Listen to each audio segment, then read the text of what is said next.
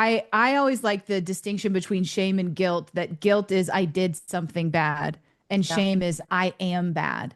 Oh, that's And good. Yeah. it kind of helps us like take it a step further to understand shame is this belief that somehow we are fatally flawed, that Hmm. we're broken, that we are, and it's not something that we do, it's who we are. Right. And I think that's why it's so hard to dismantle, because it is in some ways, there's a scripture in I think it's Second Corinthians, First or Second Corinthians, and it talks about the weapons of our warfare, and then it says to tear down sophisticated arguments. Mm. And I think that shame is one of those sophisticated arguments where we have evidence that feels so convincing. So when somebody says, you don't need shame or you're worth it, all of that, our brain is going, well, you're not thinking about this. And we go back to when we were 3 years old. We go Right. back to when we were 15, in our 20s, all of that.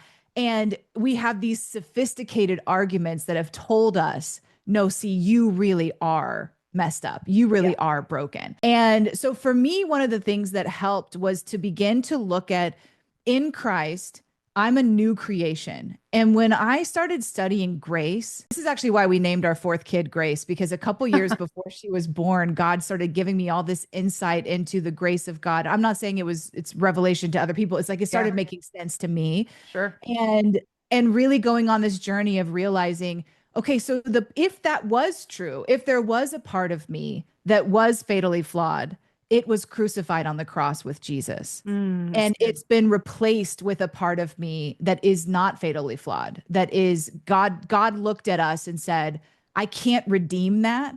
So I'm just going to kill it and give you something new. Mm. And in our new identity and our being born again in our new creation self, we have this ability to walk free of shame. And so the walking it out part took me a while. But for me, it became catching when I would do that. And honestly, I still have to do that sometimes, but catching it. And then the tools I would use was theology first. Like, okay, I think most of us that are following Jesus, we kind of have this understanding that the Bible tells us what's right and wrong, not our feelings. And one of my mentors, he always says, we don't want our feelings to elevate above our theology, where it's like, we don't feel that, so it must not be true. If the Bible Yeah. says it, it has to be true. So that was my first line of defense is theologically, I believe I'm a new creation. I believe that like the best parts of me now are one with Jesus. And so I can I don't have to stay in that place. Right. And then the second piece of walking it out was really just that renewing your mind. I know it sounds so simple. It's not. It's incredibly hard, but Right.